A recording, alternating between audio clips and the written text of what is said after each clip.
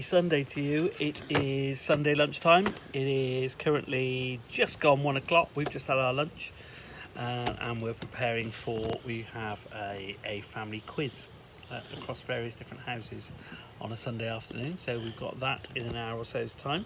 But it is now time to have our Sunday book club. So it being the weekend, it's picture books. So these are the ones we've got today. We have got Jim Field, Michelle Robinson and Jim Field, and there's a lion in my cornflakes. Jim Field is the chap that did all the Oi Frog books. Yeah. Yep. So we've got that, that's good fun. We have also we had a book yesterday called Herman's Letter. So again, anybody who's watched this before knows that we're fans of Oliver Jeffers and we're also fans of Tom Percival. So we've got another Tom Percival today, the follow-up to Herman's Letter, Herman's Holiday. And finally, this film got released on Friday. So my personal favourite author, I've said before, is a gentleman called Oliver Jeffers. And he brought out a film. He made a film. We did the book before for Lost and Found. And he's done one called Here We Are for. So he wrote it. We watched the film of this yesterday. That's right. It's lovely, isn't it? Well, we didn't finish it. We need to finish it today. So he wrote it for. So Oliver Jeffers wrote it for his son. On his when he was about 2 months old, his son. He wrote.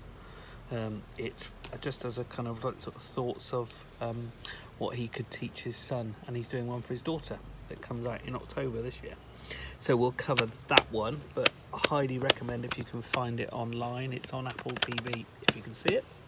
But let's start with There's a Lion in My Cornflakes. Now I think if I hold it a bit better than I did yesterday, because I think it's nice to be able to see the pictures, particularly when we get to Oliver Jeffers one, if you can kind of like really look at the pictures.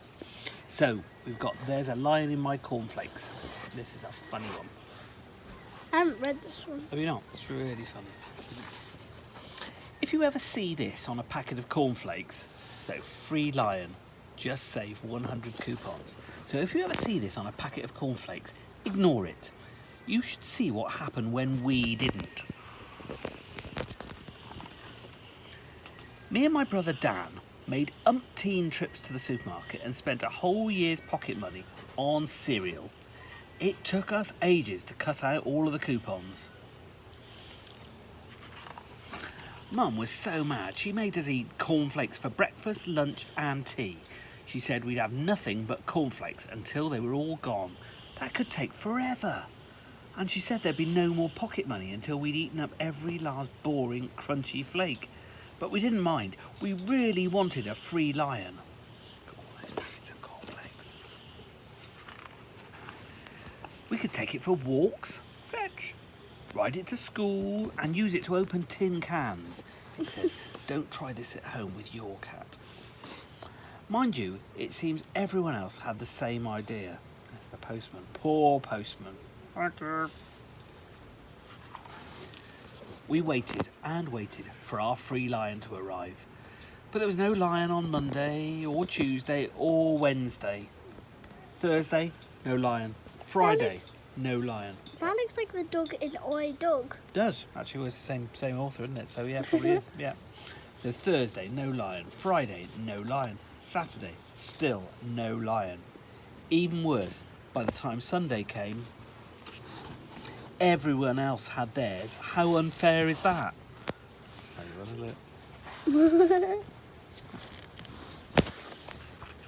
Then, on Monday, a delivery truck arrived. We were so excited. But 1, it wasn't a lion. 2, they sent it next door by mistake. And 3, it went ballistic in Mr. Harper's backyard. It wasn't our fault, but Mum went bonkers. She made us apologise to Mr. Harper and tidy up. It was awful. We had a grizzly bear, a grumpy mum, and absolutely no free lion. Stupid bear. We wrote to the cereal people and complained, and they wrote back. Dan and Eric, Pink House, Hilly Hill, Bookland. Dear Eric and Dan, sorry about the grizzly bear, but we ran out of lions. Please accept this crocodile instead. Yours sincerely, Mr. Flaky. P.S. Handle with care. A crocodile, Dan said. We didn't eat all those cornflakes for a cranky old crocodile. And guess what? The crocodile spent all its time in the bathroom, so no one else could get in. Dad went nuts. He made us scrub the bath while he telephoned the cereal people. Sorry, they said, we'll sort it out straight away. We asked for a lion, not a grizzly bear, not a bathroom hogging crocodile, and definitely not a whacking great gorilla. But that's exactly what we got. It took an immediate fancy to Dad's car. No! He was impressed. He was not impressed, rather. Right, that's it, he fumed. Everyone in. I'm going to give those cereal people a piece of my mind. The cereal people said sorry again. But they really had run out of lions. They said we could keep the whacking great gorilla, the bathroom hogging crocodile, and the very grizzly bear. And they also gave us a lifetime supply of cornflakes. Finally, Dad was happy, but Mum wasn't, and we certainly weren't. You can't take a packet of cornflakes for a walk. Stupid cornflakes. Cornflakes won't get you to school in style. Can cornflakes help you open a tin of tomatoes? Not on your Nelly. But hang on a minute. A crocodile is the meanest can opening machine I've ever seen. A grizzly bear can walk for miles and miles and miles, and there can't be a better way of arriving at school than this. So don't ever bother saving up for a lion. It's not worth the trouble, and besides, everyone's got one. But a free tiger, just imagine. Just save 100 coupons. There's all the coupons. It's funny that, isn't it? Okay, now, as I said, we had the first part of this yesterday. We had Herman's letter. No, we had the last bit of this. Oh, did we? Oh, right. I think it is. Oh, I can't okay. really remember. Okay, so this is Herman's holiday. Herman's holiday. There's always postcards from his holiday. The day was warm and smelt of summer. Herman and Henry were busy planning their holidays. There were so many exciting places to go. Jelly Bean Falls. Jelly Bean Falls. That looks really cool. Cake World, Eat It All, Easter Egg Island. Cool. But all the best places cost so much money. Far too much for Herman and Henry. It was looking like they'd be staying at home this year, and Henry didn't like that one little bit. And Herman hated to see his best friend upset. I can't believe Henry's actually using a hammer to open his. Oh gosh, yeah. Well, you know, back in the day, you used to have to do that. You used to have to destroy your piggy bank to get into it. So he set out to find a holiday they could afford. It says cheap camping trips plus a free donkey ride to your destination. So a short while later, Herman had everything they could possibly need for a fun-packed break. He was so excited. After all, everybody loves camping. Well, maybe not everybody. I don't think he's quite so sure there. Still, it was all booked now, and by lunchtime they had each packed a few essentials and were ready to go. Let's have a look in there. Essentials? Would you say they were essentials? We got a teapot. We got a great big chicken there. TV, hairdryer, and a big stereo. And he's got his phone. You wouldn't be without your phone. As they set off, Herman felt ready for anything. Henry, on the other hand, just felt like going home. Look, crack. That is very dangerous. That's a bit dangerous because a donkey, Henry, and a really, really big backpack. Really, yeah. That's a little bit like the bridge when they get in I'm a Celebrity. Except it's, yeah, at least on I'm a Celebrity they've got the handrails. Yeah. Within 5 minutes of arriving at the campsite, Herman's tent was up and the marshmallows were toasting. But Henry did not find camping quite so easy. He's trying to follow his instructions, but he's failed. I think the final ones look okay. That night, Henry didn't sleep very well. He just couldn't get comfy, and to be perfectly honest, he was a teeny bit scared. And that was before his tent collapsed. Uh-oh. The next morning, Herman took Henry into town to buy some postcards. But they each wrote very different things. Who do you think this one's from? So, Dear Uncle Harold, we're having an amazing time camping. Henry's really getting into the swing of it. He went for a swim last night. What fun. Lots of love, Herman. Because he fell in the water. I think Henry's is going to be slightly different.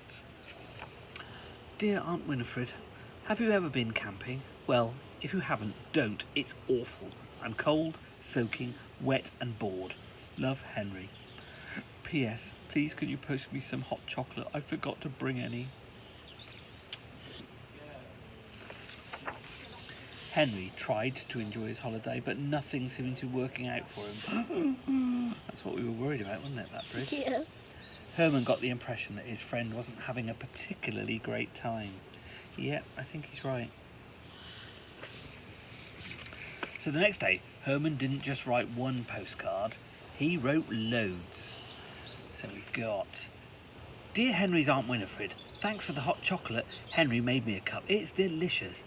Please could you send us a sofa too? Best wishes, Herman.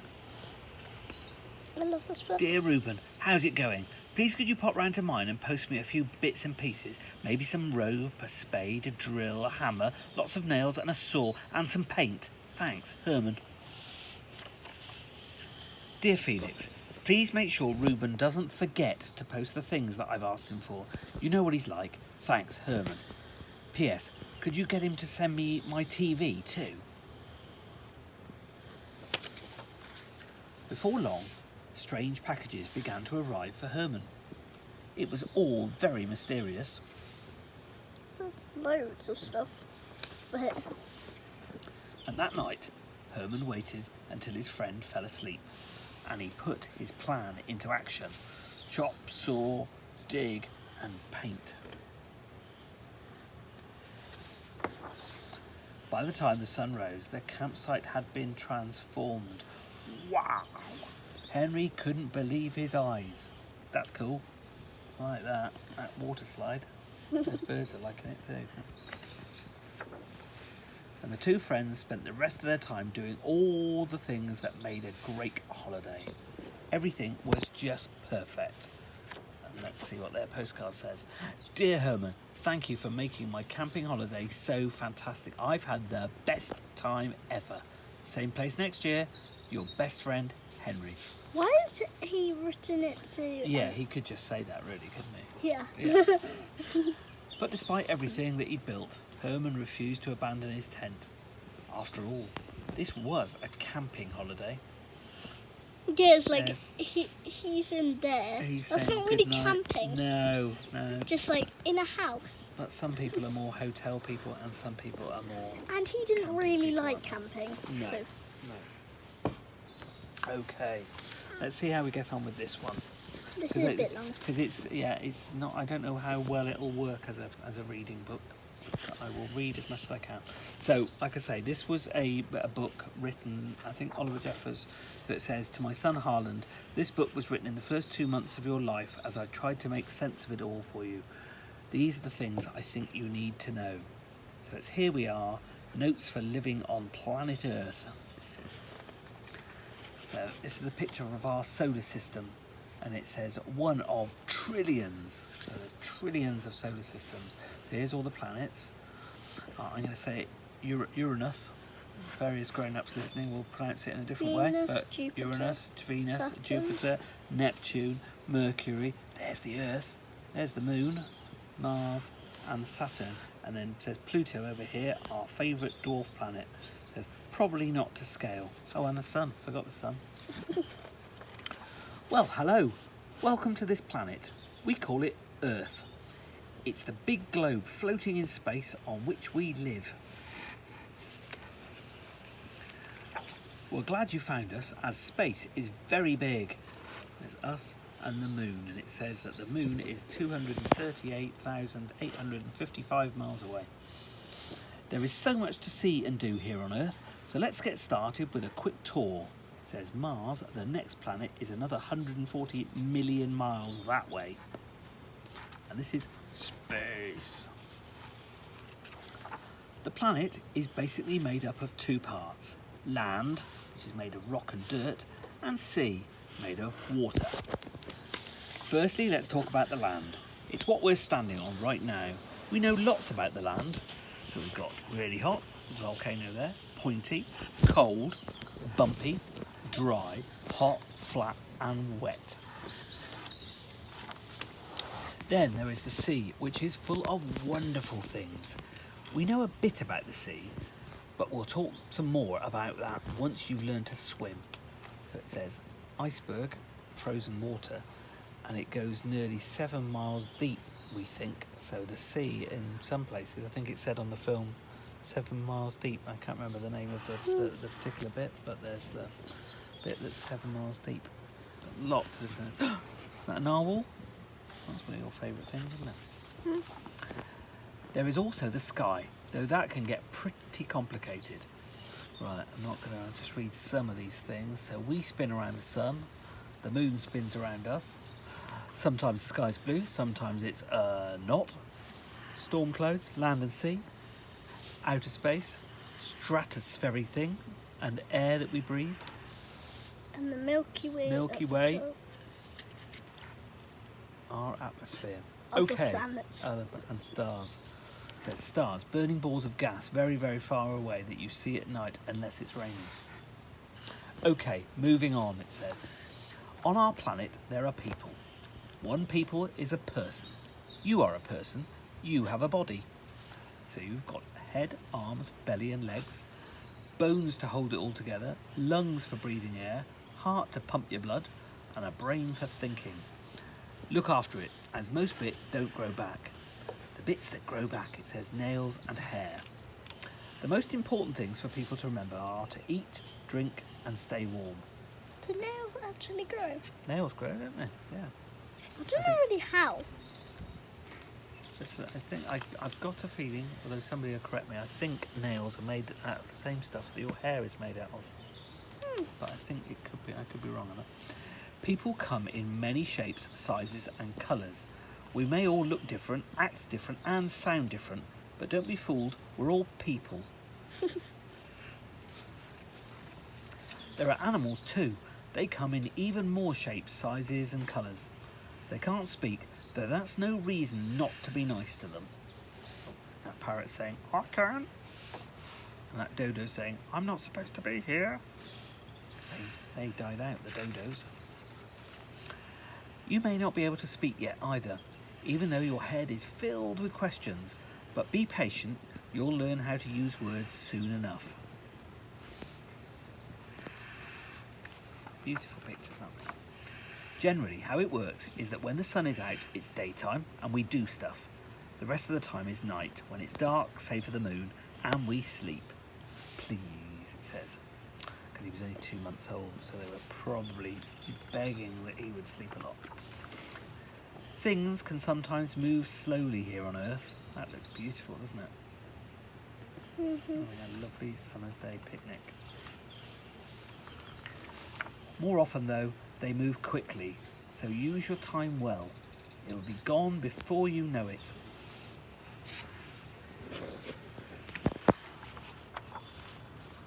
Though we've come a long way, we haven't quite worked out everything, so there is plenty left for you to do. You'll figure lots of things out for yourself. Just remember to leave notes for everyone else. That's very true. That's why we have books, so we can find out what's happened in the past. It looks big, Earth, but there are lots of us on here. It says, I can't even count that. How many? That's billion. I said, or is that trillion? That might be trillion. 7 trillion. I'm not going to count it, but 7, 3, 2, 7, 4, 5, 0, 6, 6, 7, and counting. So be kind. There is enough for everyone.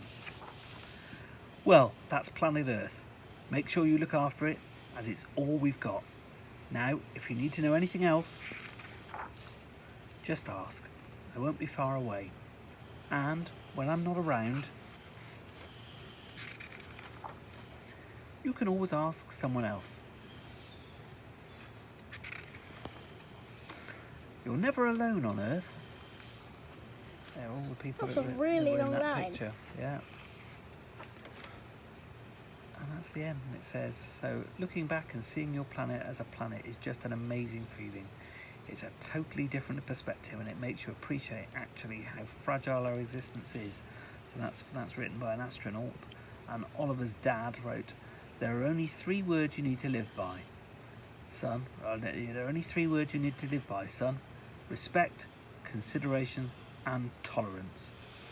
And if you get the audio book of this, it's actually got like a whole story. It's got a whole story, but it's Oliver Jeffers' dad that does the speaking on it, because he thought that would be and it's like a proper like story in there, and not just is like telling about the Earth and stuff. Yeah, but I would highly recommend looking out for the film. It's just as a piece of art, it's beautiful, but obviously it's a lovely story and teaches you a lot. How many minutes is it? It is, I believe it's 39 minutes, but that makes me sound geeky, so I will say 40 minutes. Yeah, that's what I thought. Okay, right, we need to prepare for this quiz. So TTFN, or everybody kind of watching, we will see you back on Monday for The Enchanted Wood. Don't know if that'll be you. Might be you, might be Emily, can't remember. I think it's me. It's you, is it? Right, in which case we will both see you back for chapter, I think 19, might be 18, 19, I think, of The Enchanted Wood.